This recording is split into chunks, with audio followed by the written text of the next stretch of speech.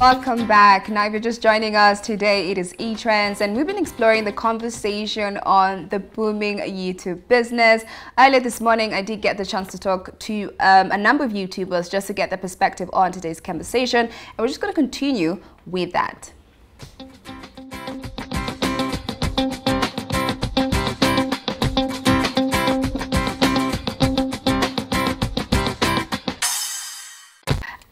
Question that a lot of people ask when they want to get into YouTube.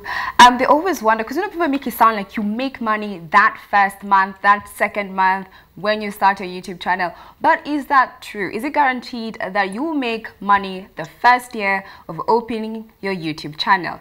Please share with me. I'll start with Lady Obura, and then we'll move on to Natasha. We'll get to know what your experiences were when you first, started a YouTube channel.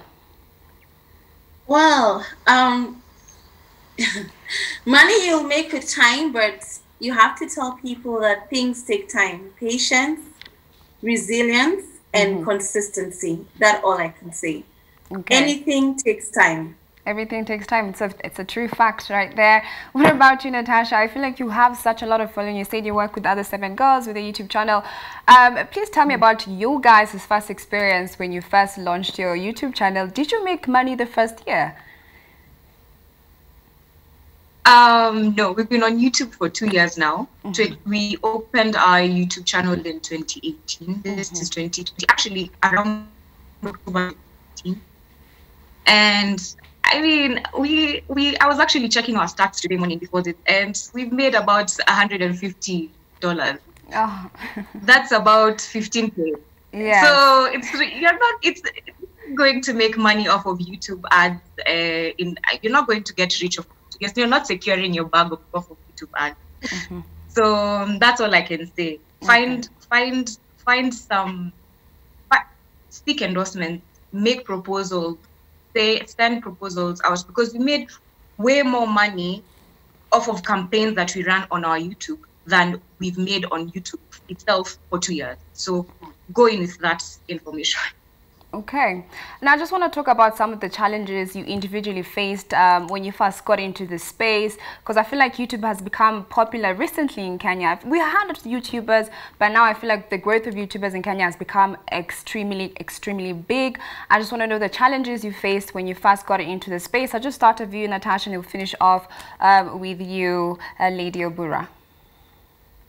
My biggest challenge was how to be in front of a camera and how to handle being authentic and sticking to my brand online, as opposed to showing up and maybe giving too much information about myself, or not giving enough information to connect with my audience, or the freshness of ideas, because there's, like you said, YouTube has been there for a long time and there's a lot of YouTubers, and you have to be different. You have to create a brand for yourself that you have to offer something different.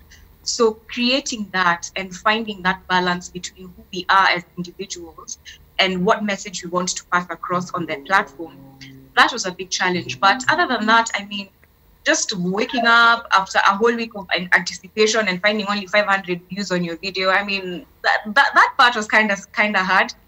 But I wouldn't say I've had a hard time on YouTube. In fact, it's helped me grow as an individual and as a speaker. If you can hear my son in the background, just ignore him. He's always in my videos. If you watch our channel, he's always in the background. It's okay. We totally understand. Thank you for that amazing, sharing your experience on the challenges you faced.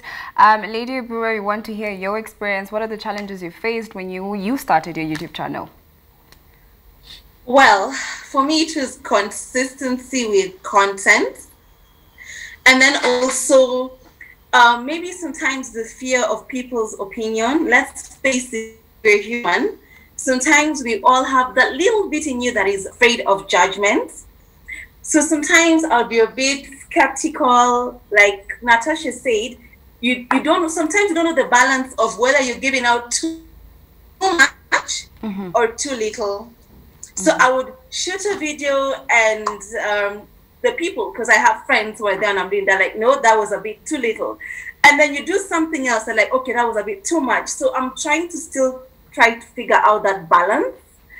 But camera wise, it's been okay, because when I'm shooting, I'm just looking at my friends, literally. So I feel like I'm talking to them.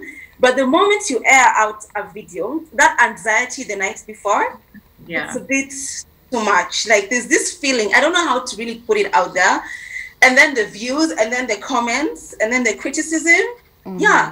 It's just the human part of it that is tough for me. Well, thank you for that as well, Lady Abu. I can imagine talking to the camera. I'm experiencing it right now myself. It can be something that you wonder whether you're weird or it's very normal.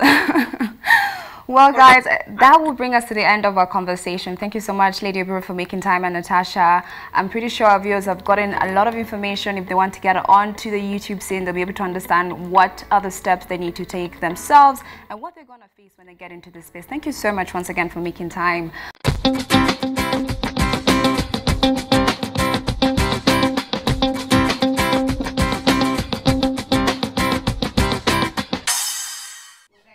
The conversation I got to have this morning on the booming YouTube business. Remember, you can give us some of your insights on a YouTube or as a viewer and tell us what exactly your thoughts are on that conversation we had.